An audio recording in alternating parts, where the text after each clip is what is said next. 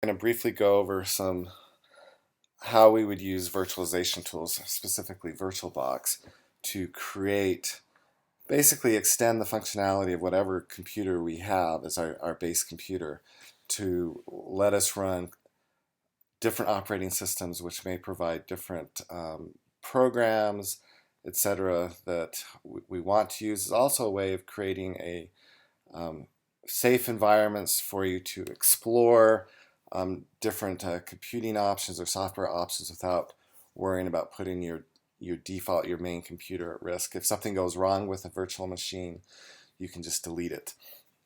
So viruses, etc. You can create environments where you can explore things that you think might be risky, and then if something goes wrong, you can just delete the virtual machine, and your host machine remains untouched. So probably the dominant commercial tool, is VMware. But we really do not need to concern ourselves with that, as there are a variety of open source free tools that are available. Zen Server is a large scale um, open source virtualization tool that is used by Amazon. But the one that I'm most familiar with and I see frequently, and it's what is kind of the assumed virtualization tool for Vagrant, is VirtualBox, which was originally developed by Sun Microsystems, and then when Sun was acquired by Oracle, Oracle kept this project going. So in order to do this, you'll need to download VirtualBox. I got a link here to the download page, and there are binaries for a variety of operating systems, Mac, Linux, Windows. So find the one that matches what you need and install the program. Once you've installed the program, you can run it, and this is the console, or the controller for VirtualBox running on my machine right now. And what I'm going to go through here is step through creation of a simple Ubuntu virtual machine. You'll see that I have a lot of virtual machines that have been created. A lot of these are being created for different Vagrant experiments I'm working on. I have a Docker machines. One thing to note is that this can be a large consumer of disk space on your computer. So let's go through how we would create an Ubuntu virtual machine. So first off, we just say we're going to create a new machine, and we can name it whatever we want. We select which kind of operating system we want to install, and there's a variety of choices here. It's going to default to Ubuntu. But in this case, I am going to use an Ubuntu 64 machine. So the next thing is we're going to say how much memory we want to use. Linux machines actually can get away with a fairly low memory overhead. And since this is just a demo, I'm going to leave it at the default of 512. You say how much disk space you want to create. In this case, I'm going to just stick with the 8 gigabyte default size. We can set up shared folders so that data and other things that we're going to be using, we can create on a shared folder that both your host machine and the guest machine can see, and try to expand the data usage for that. Okay, so different hard drive file types. I'm just going to use the VirtualBox disk image. We're going to set it to be dynamically allocated. That means it will only use as much disk space as it needs to, and it will add to that up to that upper limit of 8 gigabytes that we set as needed. Okay, let's go ahead and create it. All right, so now that's created, and now we need to start it. And what it's going to look for is an ISO disk image on your computer. In this case, I've already previously identified the Ubuntu 14.04, and now I'm going to start it.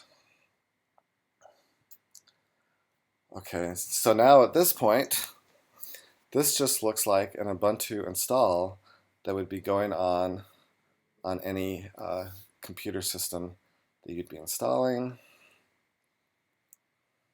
Keep getting these messages.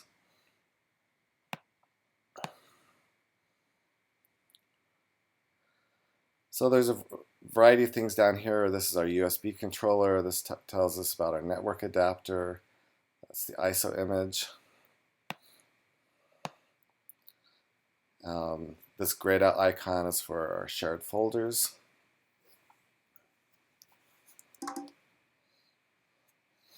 Okay, installing Ubuntu would take a little bit of time, and for the sake of this video, I'm just going to do try Ubuntu, which is going to install this in memory instead of to disk.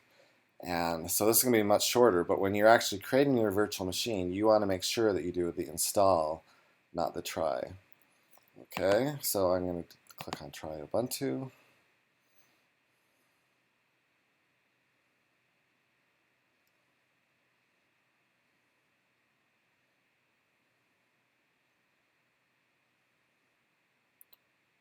And we patiently wait. So while that's running, let me come back here to this note.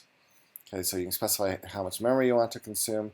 We can actually get to the configurations here. So if I select a different machine that is stopped, I can go to settings, and I can change how much memory I have allocated to it. I can allocate more CPUs than what I did initially. I can say how USB ports are going to be, whether they'll be available to the machine or not, and then shared folders, which I'll talk about in a second. So let's see how our install is doing. Okay, so it's telling me about keyboard shortcuts, and I now have a fully functional Ubuntu install. I can run different programs, hopefully.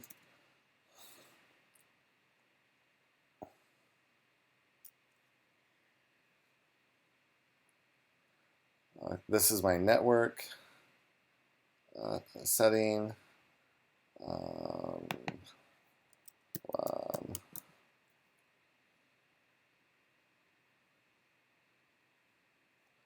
I think one thing that we'll find is that I am overtaxing my computer at the moment, and that because I've loaded this whole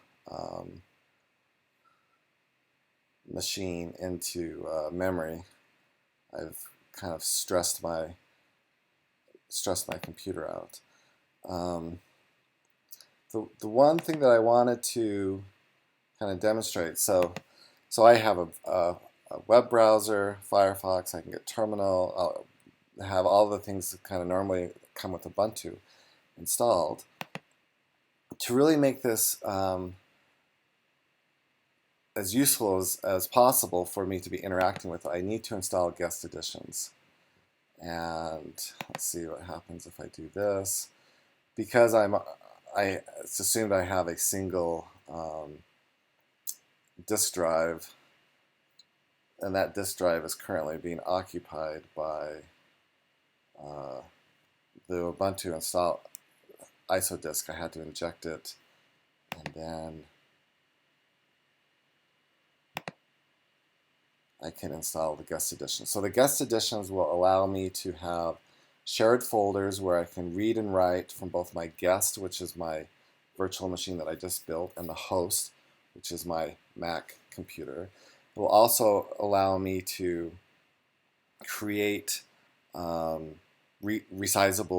windows, and will also allow me to have direct transfer of the mouse from the guest to the host, and to have a shared clipboard.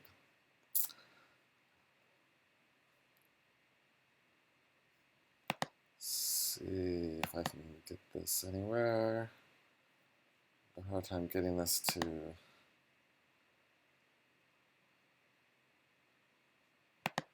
run, but that's give you a start on how to get working with VirtualBox.